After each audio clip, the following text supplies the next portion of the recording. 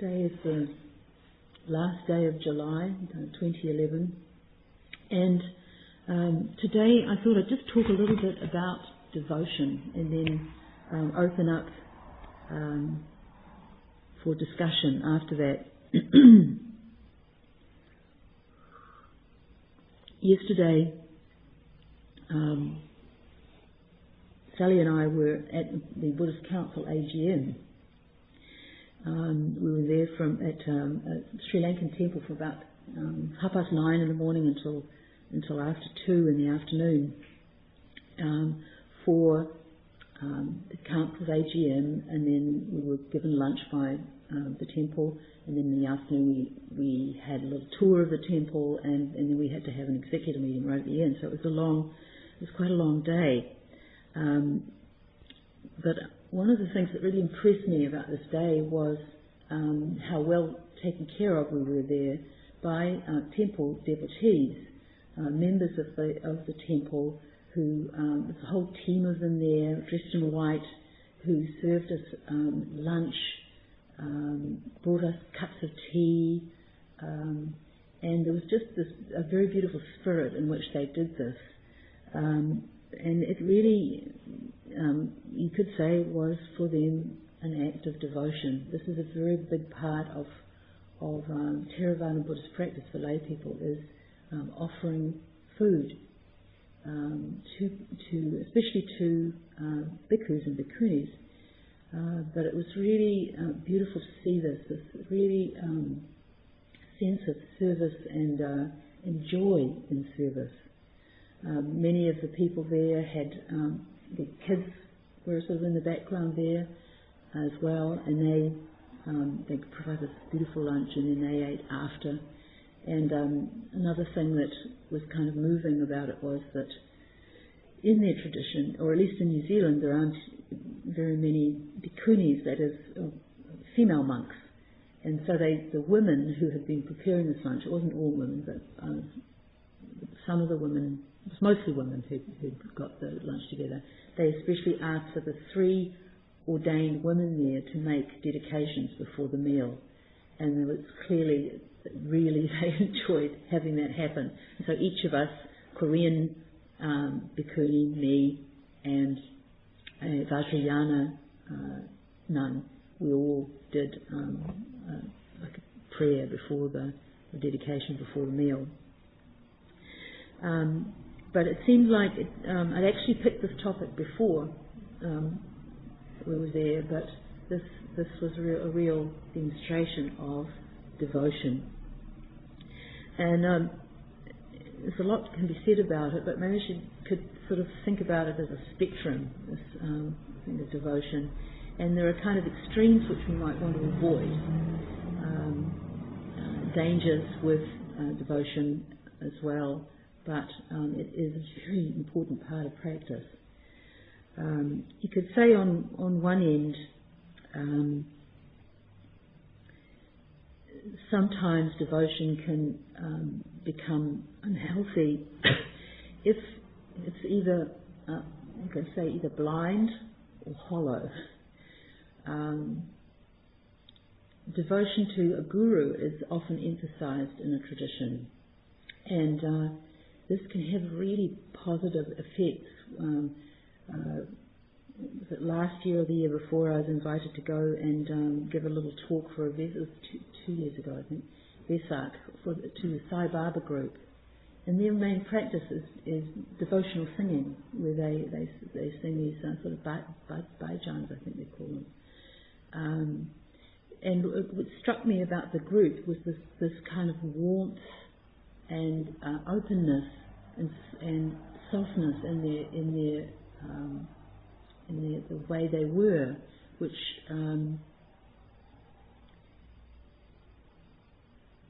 there was just this kind of joyful quality to them. One of the dangers, though, with a really strong emphasis on devotion to the Guru is that it can turn into a kind of dependency, where or an attachment, where you without that Guru or without that connection to the Guru, then your spiritual practice doesn't have strength, and maybe it kind of can induce a kind of spiritual immaturity or childlikeness. So that's just one, and also it can have a corrupting effect on the guru. The guru is not really quite far along in developing his understanding. Then he can identify with that devotion, that worship, and it can lead to abuses. And I think of lots of examples of that. I'm sure everybody knows about some of them. The other one, which can be closely related, is hollow devotion. There's a Japanese Zen group in the US which prides itself on doing everything exactly the way it's done in Japan.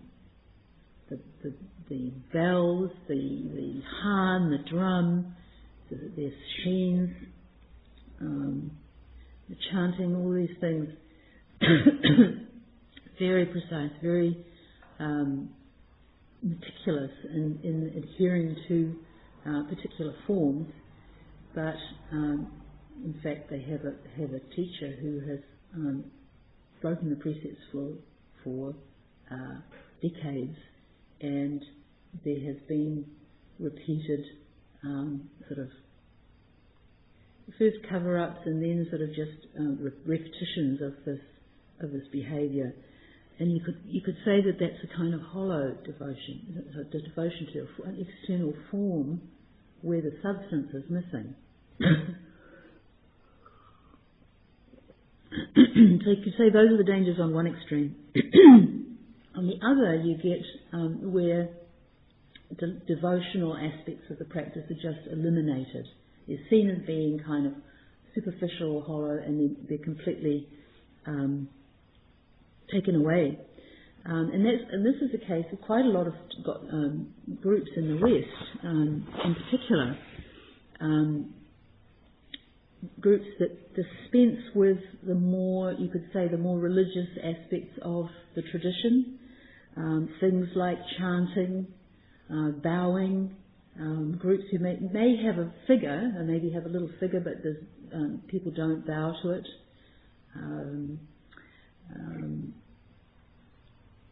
And when all of that stuff is stripped away, and we could include other things that we do here in the list of what is more in the devotional vein, things like sewing a rafu, wearing it, putting it on every day, going on pilgrimage, as you could say, is devotional, or having an altar at home, making offerings to an altar here or at home. If you do strip away all that, there can be a tendency to then think that the meditation practice, which is the part that's usually retained, is a kind of self-improvement.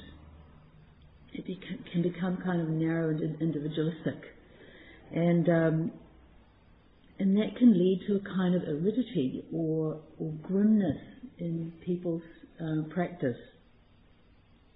Not always, but it's a danger if there's not this kind of context where everything happens, and that can lead to a feeling of not getting anywhere, of that you're not achieving something, and of course you're not, because it's not about achievement.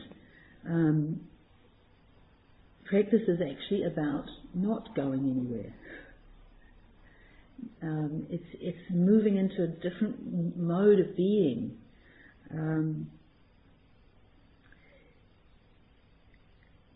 Doing these other practices where there's not so clearly a purpose is a way of understanding that, learning that. There are activities, things like chanting.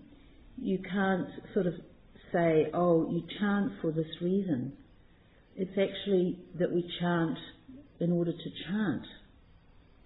And actually that's why we practice too. The purpose of practice is practicing. It's not something outside of it. And it's the same with bowing. You can't say to somebody what the meaning, we can kind of explain it a little bit. You can't really say to somebody what the meaning of bowing is, because the meaning of bowing is bowing. And you understand bowing through doing it, not through what anybody says to you about it. I looked up devotion in an etymological dictionary, an old one that we discovered when we were cleaning up the bookcases, my father's books, and it said devotion, the meaning of devotion is to vow or consecrate a purpose. And we'll come back to this word consecrate in a minute, and the roots of it are D means fully, and the voter part is to vow, so to fully vow, to completely vow. And of course, to completely vow is not just to vow verbally, but to actually carry out that vow. So it's to actually do your vow fully, to fully be present in that vow, or in the chanting, or in your zazen, just to be there, not a spectator of that process, but just to be fully involved, as fully involved as you can be in that moment. It's really, really what devotion means. Going back to these devotees at the temple, they sometimes, the Mahayanists can be disparaging of this practice, this dana, which is so central to the Theravadan tradition, and say, people who are doing it, they do it to make merit. But there's another way of viewing it, which is that they're doing it because they really deeply believe that it is in itself meritorious. And that's very different. And that's the feeling I got yesterday, was that there was this people, that they were taking joy in doing this because they believe it to be a wonderful thing to do, to offer food to others, to really just be there serving. And really that's the attitude, it's a devotional attitude. They're not expecting anything back, not trying to build their merit mountain, but just doing this offering for the sake of doing it. And they were there, this team of people were there for most of the day, from before we got there until after we left. And this is very much the attitude that is encouraged in Zen, not just offering food to others, but in the way we make our own food, the way we wash dishes, the way we weed the garden, to do these actions for the sake of doing them. Thich Nhat Hanh talks about, don't wash the dishes in order to get the dishes clean, just wash them in order to wash the dishes. And there's a lot of wisdom in that. It's not that we don't wash them carefully so that they are clean, but there's a sense of settling into a task, rather than having the sense of, I've got to finish this in order to get on to the next thing, but to just do what we're doing. And we find there's rest in that, and there's also joy. So devotional activities, whether it's chanting or bowing, can be a way of reminding us that we're engaged in something much bigger than self-improvement. We're endeavouring to connect with a reality that's bigger than us each moment, and to rest in that understanding and that knowledge, even though we don't fully get it. And that's an important part about devotion. It's not like you do completely understand why you bow or why you chant. But even if you don't have a kind of, what you could call it, a complete cognitive grasp of it, something in your heart connects with it. something comes alive when you do it, or resonates, or warms up, and so you do it, even though it's not. It's like it's more from a heart place than an intellectual place that these things come from. I've been reading this really wonderful book. It's a 2-volume book about a pilgrimage that a Theravada monk and a layman did, Ajahn Sujito and Nick Scott. And the overall title is Where Are You Going? And then the second one, this one is called The Great Patient One. And at a certain point, Ajahn Sujito gives a Dharma talk, and he talks about, in this talk, he talks about devotion. And it comes out of his talking about pilgrimage as a form of devotion. And but he connects it to practice in general and what we're doing in practice. And he says something very, very profound about devotion. And he's talking about something more fundamental than surrendering to a guru or an activity. He says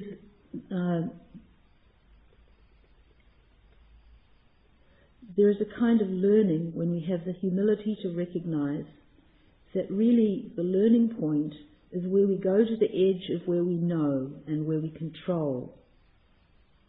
And the nobility of our life, the nobility of our purpose, the aspiration of life says, keep going past the area where you can't control it anymore and trust. For me, this is the heart of devotion. That is not a surrender of responsibility, but a profound recognition of what the responsibility of this being is. To live in accordance with truth, to honour truth, and trust the truth of our life as it is. To live in accordance with truth, to honour truth, and to trust the truth of our life as it is. And that really captures the two sides, you could say, of practice, where there is this aspiration to understand, to know what the truth with a capital T is. And so there's a sense of questioning or investigation or paying attention, but also at the same time trusting the truth of our life as it is right now. That we don't need to be somewhere other than we are right now. It's really more a matter of opening our eyes and our hearts to this, to what's happening at this moment. And that faith in our truth with a small t, you could say, what's going on right now, is what gives us the kind of a stable mind in order to also have this sense of aspiration to live up to this greater truth yet that we don't fully comprehend. And it is about going to that point of non-comprehension, really recognizing that we don't have control. Earlier in the talk, when he's talking about pilgrimage, he talks about why pilgrimage is particularly fertile form of practice and of devotion. He talks about it being what he calls deliberately putting yourself in a no-control situation, and it's particularly the case in India. This story really gives you a sense of how crazy India can be, and dangerous. At one point they had everything that's stolen from them. I talked about this in another talk.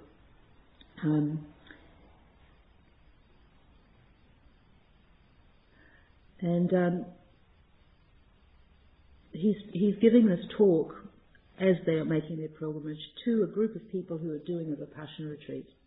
And so he connects it to what these people are doing in the retreat, and how that in doing intensive retreats, you get a certain point, if you follow the instructions, you get to a place of calmness, and clarity. And the danger is you get to that place and then you think, wow, I've really got somewhere now. This is great. And as he says, I have done it. It was me. And now I'm going to get some more and it will be even better. I think everybody here has probably experienced this. Yeah, get all excited. And of course, it doesn't last, and you fall out of that.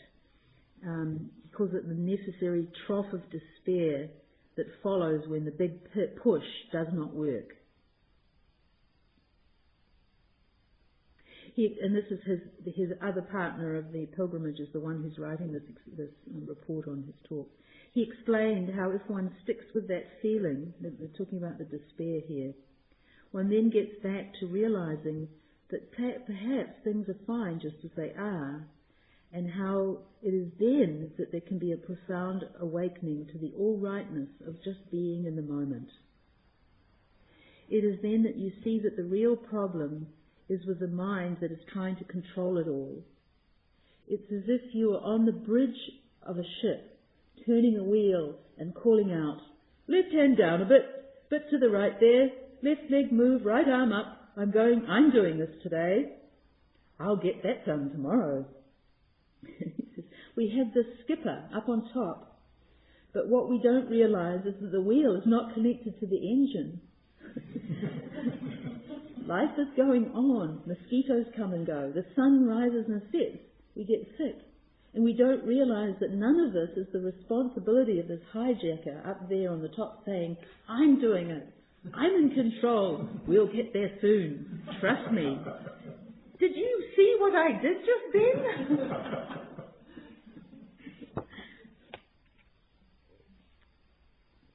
And this is quoting him. Ajahn Sucitto. We need to have situations in which we can realize that the whole of life is a no-control event. If we keep putting ourselves in situations where we can look at this dichotomy, then gradually our relationship changes from being associated with the thinking, judging mind to being associated with truth. Then the more we learn to listen to this hijacking mind, this captain on the bridge, with a sense of humour, then the more we learn to live at peace with it. Because, of course, in relative terms, there are control situations. There are things we can do, but for ultimate truth and for awakening, we can't do it. It has to happen through us. It has to happen through us. It's not something we do. So bringing this devotion to what we do, just doing it, just giving to the process, it's a way of expressing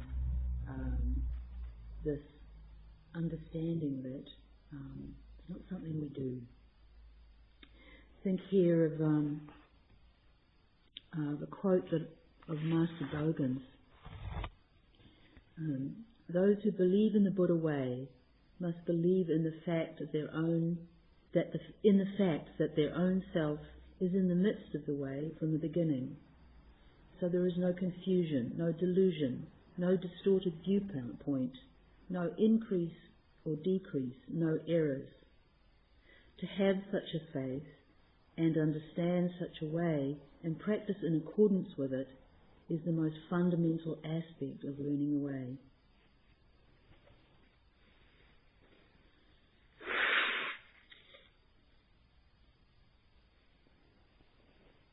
And this word, the way, is perhaps one of the best terms to describe what it is we have faith in. Because it has the sense of being something that's continuing. It's not a thing. It's not some fixed object out there, but a process that we're part of, that we are walking, that we're travelling. The Buddha way. So that's all I have. Would anybody like to make a comment or ask a question. I don't know what time it is. Got a little bit of time.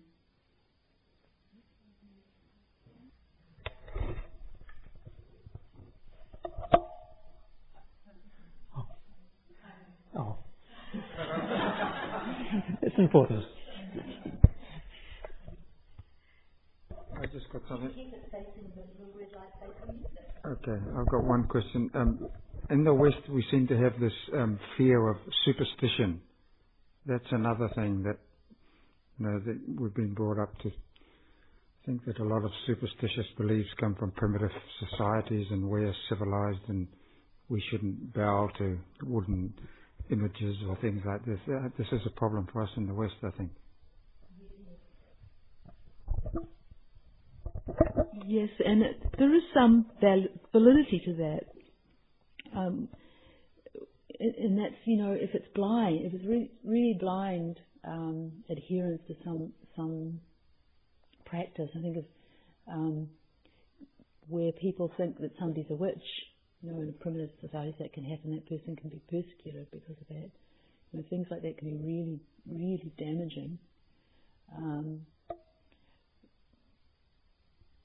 But there's probably, in our culture, there's probably other things involved there. There's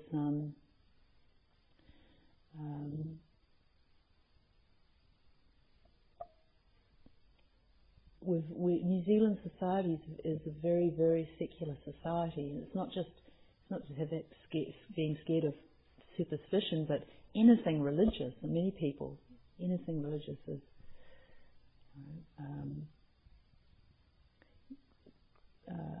There's a lot of tension around that,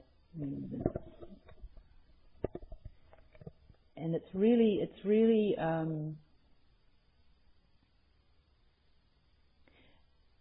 I think all you can do, for instance, the Zen Centre, all the Zen Centre can do is kind of say, well, come and try it, come and see, and see if it resonates with you to have the form or not. And for some people it won't, and some people it will. There'll be something there that they find helpful. But one of the things we try to do here is to have it, to hold it, but not to hold it too tightly. So if somebody came and they just didn't want to do the chanting, that would be fine. It's not required, but it is offered, and it's going to be offered, and we're not going to stop it doing it. So it's finding that balance of maintaining the forms because of the fact that they can be really valuable without becoming too attached to them.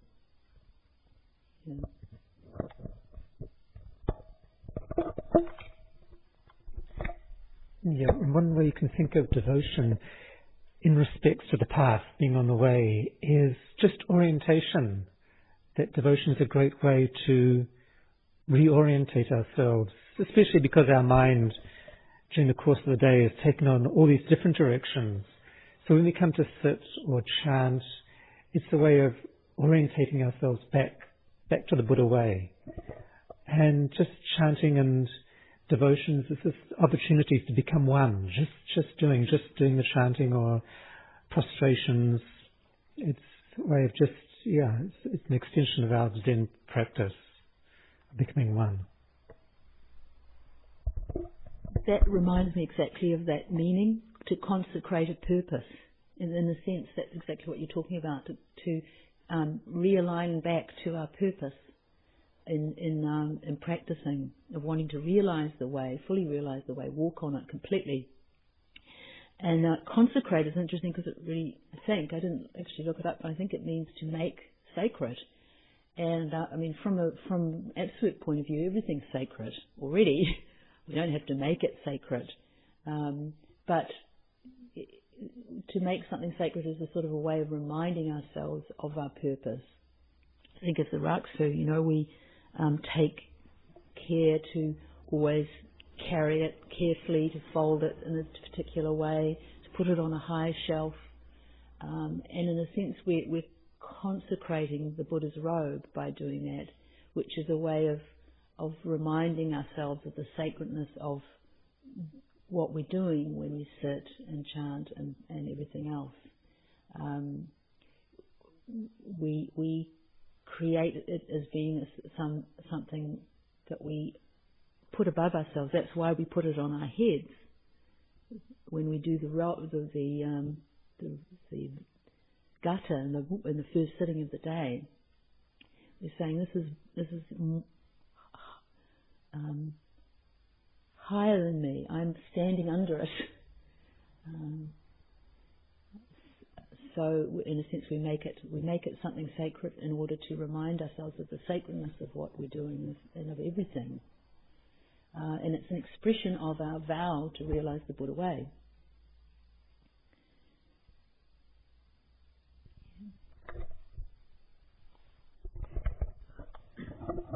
I think the first thing that came to mind for me when you said you were going to talk about devotion was I must have read somewhere once about koan work.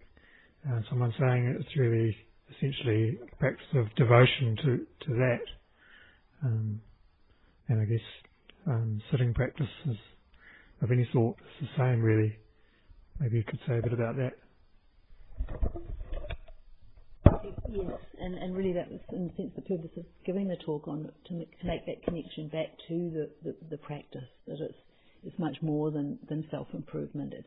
It's about devoting oneself essentially to a question that doesn't have an answer in the normal way.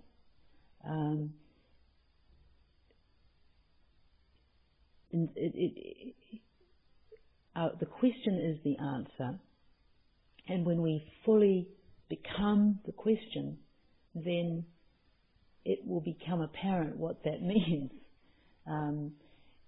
But it does take, because its whole purpose, the whole purpose of a koan is to frustrate the mind that thinks it's in control, the mind that sits us saying, look, I did that. That mind gets completely stymied, and in that process something else can become apparent.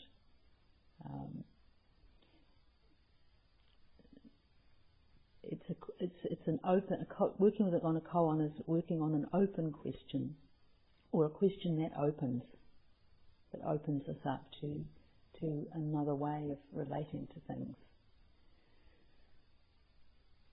Yeah. Any other comments or questions?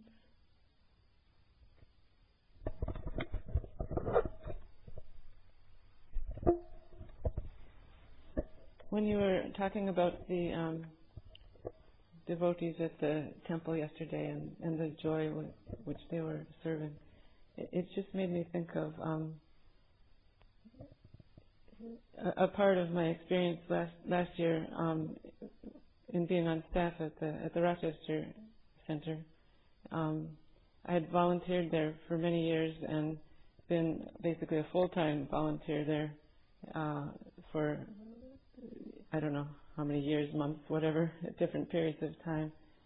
And then last year, for the first time, I had the opportunity to actually go on staff there, which meant that I was doing the same thing I had been doing for all those months and years, but I was getting paid for it.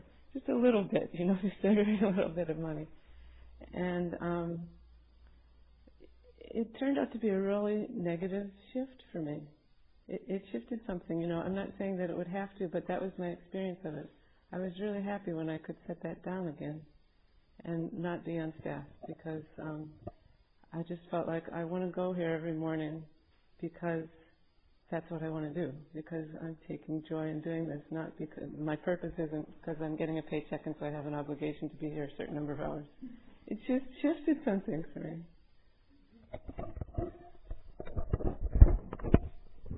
That's interesting, because I know that I've heard from other people who have had a similar experience or found there was something that shifted negatively when becoming a staff member. But in fact, in reality, and this is what I would tell people, is you're still a volunteer. It's not like you're being paid the minimum wage even.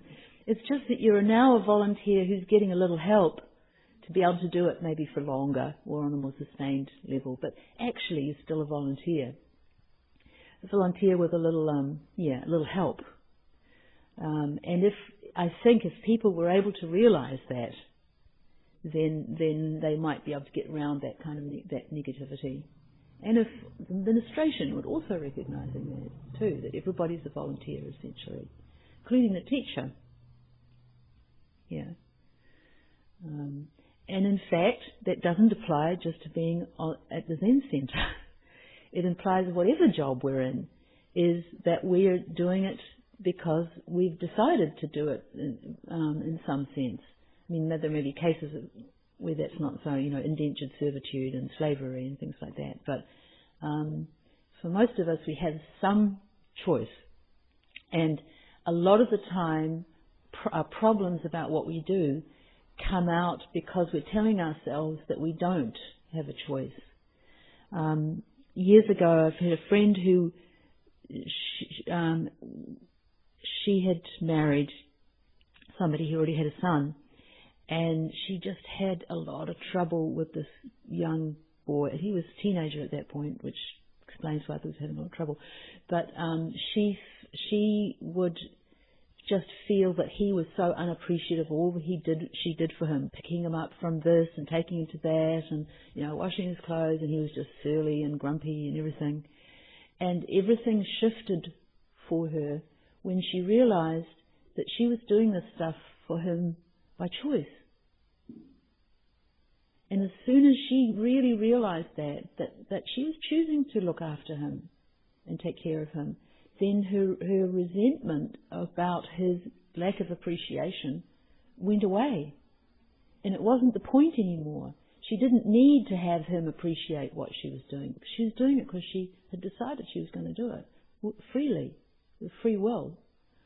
But a lot of the time there'll be it's an unconscious voice saying, no, this is not what I want, this is what I've chosen. But in fact, often in some sense we have chosen it. But we may not just be fully admitting that to ourselves. I have a question, and perhaps it's a little bit of a reflection of my ignorance. But for me, the devotion topic can sometimes be very challenging to tackle. I guess it comes from a rational place to when I look at for example, the life of the Buddha. The Buddha himself was not a Buddhist. He was, he just had a really big question, of what is this? Why do we live life the way that we do? And so before that moment where he just really decided, I'm just going to tackle this question no matter what, and I'm not going to stop until I'm awake. Before that, he was very devoted. He was very devoted to a path that he himself found that brought him a lot of suffering. And so I guess that sometimes when I see the acts of devotion, they kind of clash a little bit with me, because I feel that perhaps, the one true devotion that I myself sometimes feel that I'm after is just the realization of truth. And I think that what you just said is very, and also what Kathryn said is very close to that, because devotion, I feel in me, has come from disconnecting from that part of the mind that's always tasking, do this, do that. And if I tell myself, I'm going to do this because, it's what I have to do, then nothing really is born out of me, versus when that transformation takes place in me, like you were saying, it just sort of naturally becomes a part of what I want to do. It's born in, like, I'm inclined to do it, instead of like saying I have to do it because it's my responsibility, or it's my devotion. That's just I don't know. That's just my 5 cents.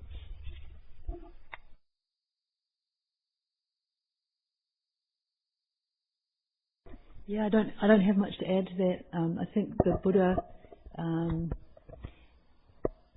he for all those years doing his ascetic practices, he did them with great devotion. But that great devotion led him to the point where he had nowhere to go. And then from there, he found another way. So it's a little bit like, think of that image from the Divine Comedy of Dante. He goes down through hell, and he goes through all the circles of hell, and then he gets to the very bottom and the most sort of abject, cold place of total disconnection from God. And then he just keeps going at that point, and he actually has gone through the centre of the earth, and he's coming up on the other side into Mount Purgatory. He hasn't changed direction, actually.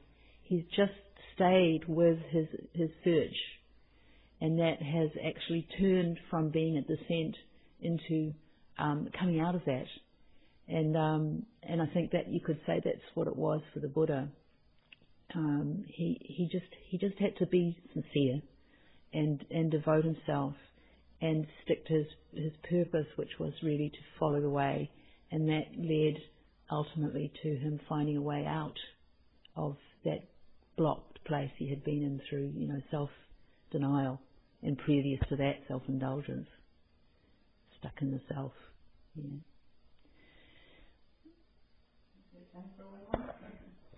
Sure, there's time for 3 more if necessary. I'll just go in the back.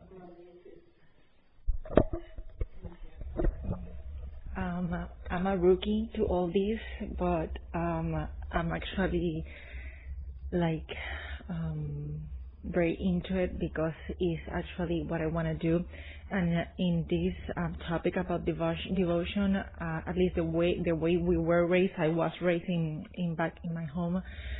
Like, people expect you to do things sort of some way. They expect you to please you because they gave you that life, that education and all that stuff, and then you devote to things to please other people, but you don't please yourself. And when you actually do stuff that grows within you and you do it because you like it and you want to do it, you kind of get shut down because people question it. So I don't know how to deal with it. It's kind of tough to deal with it because I kind of know what path I want to go through, but at the other side you have your family and pressure and all that, and I don't know. It's just there was a real parallel in ancient China, which was Confucian. Still, China is in very many ways is still Confucian, and there was this very strong pressure to take over the family responsibilities, and especially to keep making offerings to the ancestors. And so to become a monk or a nun was a real cut with that, and it was a real break. And the way that people would express it, because it was so hard for people to do that, the pressure was so intense, and the values of the society were so caught up in this filial piety of following in their family's footsteps and doing what they expected. But people, the monks and the nuns, who sometimes would have to starve themselves to get permission to do it, or cut off their fingers, or do things to, drill it into their family's head that this was what they needed to do. But they would say that I'm doing this for my family, in the sense that I'm going to realize the way, I'm going to really understand the way as a way of serving my family, a way of removing ignorance from the world. So in a sense, sometimes we have to go for a greater good. And even though it is hard, if we can understand it, then we can do it with a sense of love to our family and a sense of care to them. That's maybe has a bit of a broader view than the way they're seeing it.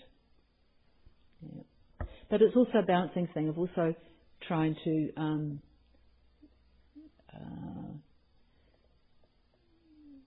recognize your family's needs, not completely reject it, but see why they're that way, and understand them.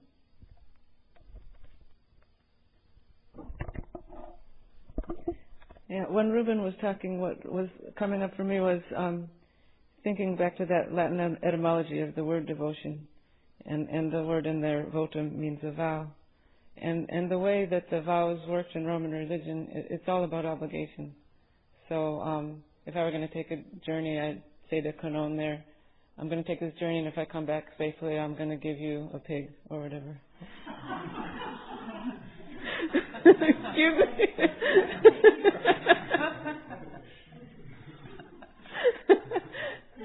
Sorry, I was shifting into that other world there. But at any rate, the point is that you have to do it. That's what devotion is. You have to carry out your vow. If you come back safely, you have to, then you're obligated to do whatever it is you've vowed to do. And I think, in devotions, if you say, I'm going to do 108 prostrations every day, then there is this control thing that's going on. Then you have to do it. That's the vow you've made. So I'm not sure exactly what I'm trying to say, except that, there is something about it that is controlling and has a sense of obligation, but that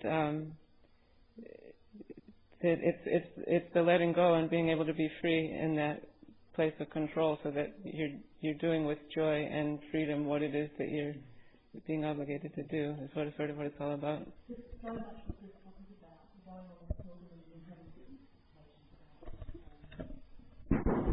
But I think one point that I think you're making with that thing of obligation is be careful about what you vow.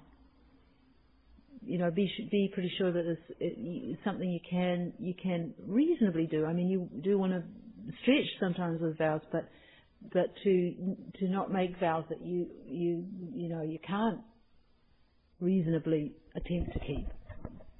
Yeah. Just a quick comment on letting go. When we were on pilgrimage back in 2001, we were still at the Rochester Zen Centre, and we ended up at Bukokuji for a week or so.